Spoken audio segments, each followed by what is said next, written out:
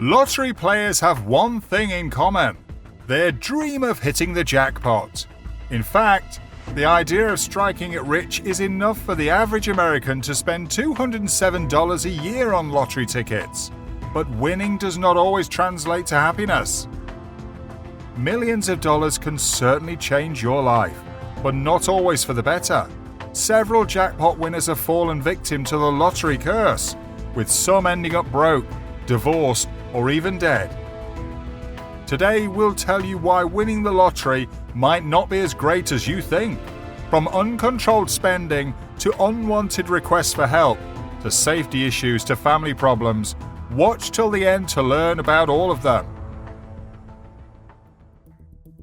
Unlimited requests for help. Many lottery winners are overwhelmed with the number of people who come out of the woodwork asking for handouts. When you were broke, it was like you didn't exist to them. Now that you're rich, they're all of a sudden calling you off the hook. There are even stories of strangers claiming to be long-lost relatives in order to get an easy payout. Can't say no to family, right? Sharon Tirabassi won a $10.5 million jackpot in Canada and had spent almost all of her winnings just 9 years later. Tirabassi said she gave too much of her earnings to family and friends in need. She gave her parents $1 million and another $1.75 million to her siblings. She also paid people's rent and gave loans to friends in financial need. Some people who asked her for help disappeared from her life shortly after. Uncontrolled spending. While the number of lottery winners who end up broke might be exaggerated, it is still a possibility.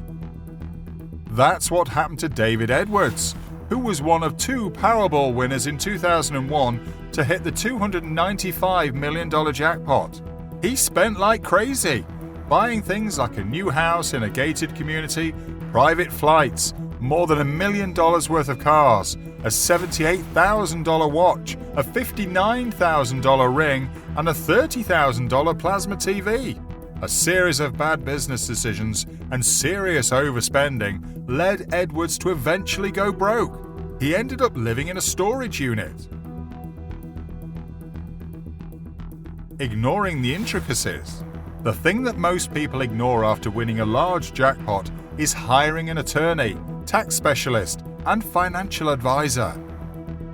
This financial dream team can help you make smart financial decisions and help you plan for the future.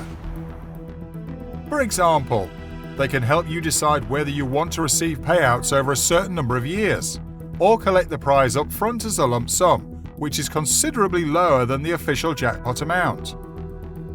Another thing to remember is that the jackpot's dollar amount and what you will actually pocket are 2 different numbers. This is because lottery prize money is taxed. The IRS will collect 24% of it.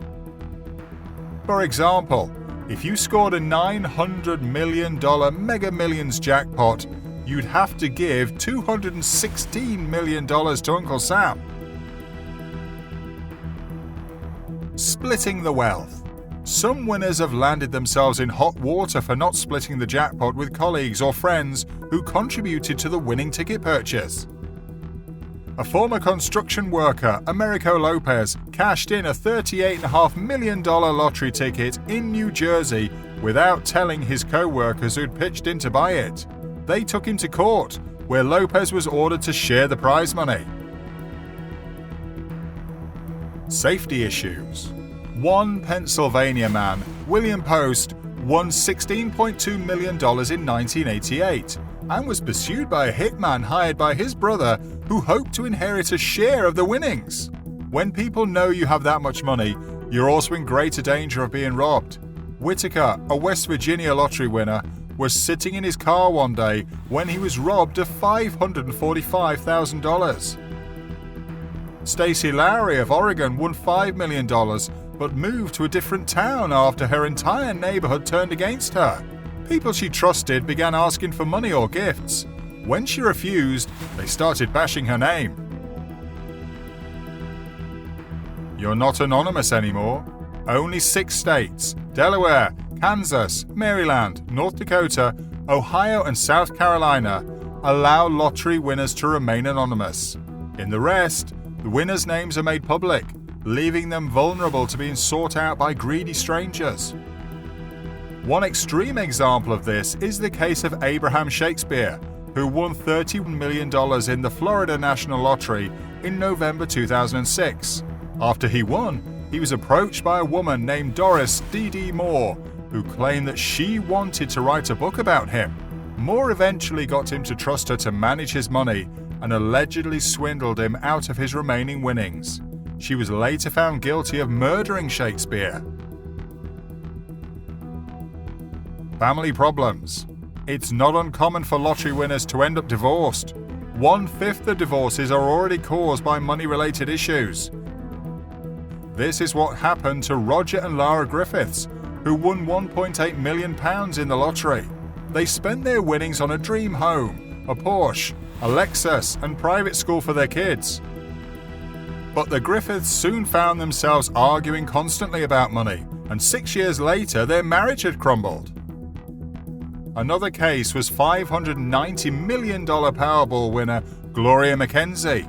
She is suing her son for hiring a financial advisor who she alleges has mismanaged her funds. Her lawsuit, which was pending as of April 2021, claims that she suffered damages around $10 million. The money was earning between 0.02 and 0.08%. Then Gloria was charged $2 million in fees.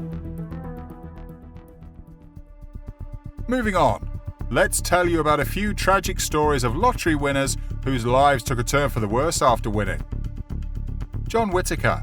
Construction company owner John Whitaker had the most magical Christmas morning in 2002. He woke up to discover he had just won Powerball, making him $315 million richer overnight. A religious man, he donated $15 million to build 2 churches, and he founded the John Whitaker Foundation, which sent checks to cover people's car and house payments, among other expenses, simply because they asked. By 2007, most of the money was gone. Whitaker's construction company was buried in lawsuits, and his granddaughter developed a drug habit and died mysteriously. In 2016, Whitaker's house caught fire. He and his wife said if they could go back in time, they would tear the ticket up. John Whitaker died in 2020, aged 72. James Hayes. James Hayes was working as an overnight security guard in 1998 when he won $19 million playing California's Super Lotto game, but he quickly went from winner to loser. His ex-wife reportedly took half the jackpot money, and Hayes developed a heroin habit costing him $1,000 a week. He resorted to robbing banks to keep up his lifestyle. The FBI nicknamed him the PT Cruiser Bandit and the Seasoned Bandit because of his car and grey hair. In 2018, Hayes pleaded guilty to bank robbery and was sentenced to 33 months in prison. Lou Eisenberg. In 1981, Lou Eisenberg's $5 million lottery win was the biggest ever seen at that time. The New Yorker was able to retire early from his handyman job installing light bulbs. He started following through on nearly every suggestion from friends and family on how to spend his money.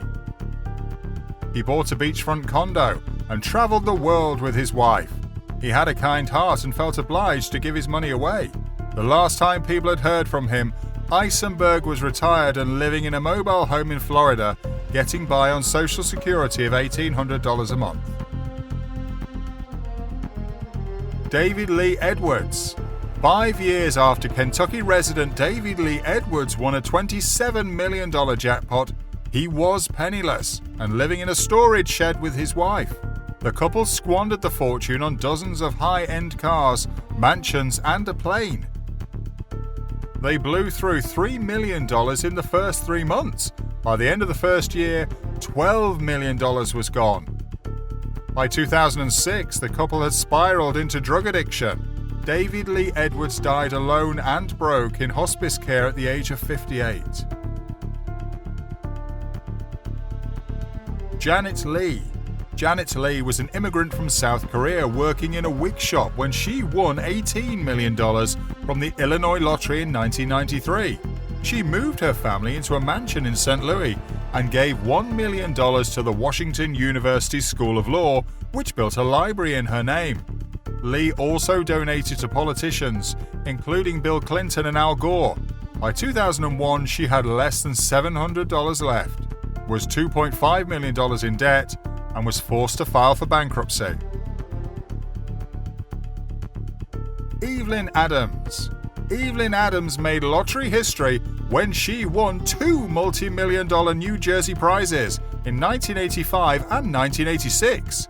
Her total haul was $5.4 million. Like so many other winners, however, Adams couldn't get out of her own way. She gambled much of the money away, gave too many gifts to family members, spent too much and made bad investments. Adams blew all of her money and moved into a trailer. While winning the lottery might seem like a bad thing now, it's not the worst thing that can happen to you on Earth. There are plenty of other dangers lurking around us every day that can be fatal, like a plane crash or a nuclear attack. But there are ways by which you can survive both. Check out these other great curiosity videos. Here's 7 tips to help you survive a plane crash. Or how about how to survive a nuclear attack? What's the most amount of money you've won on the lotto? Let us know in the comments section below.